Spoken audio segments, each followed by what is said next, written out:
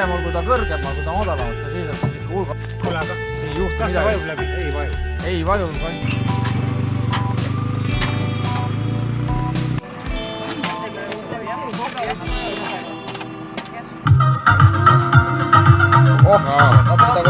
Tagurpidi, aga sellest on lugu. Okei, üritame siis. Võtame selle. Ja selle istutad oma ukse kõrvale ja vaatab, mis siis suve lõpuks saab. Näete, siin on lapsed ja lapsed.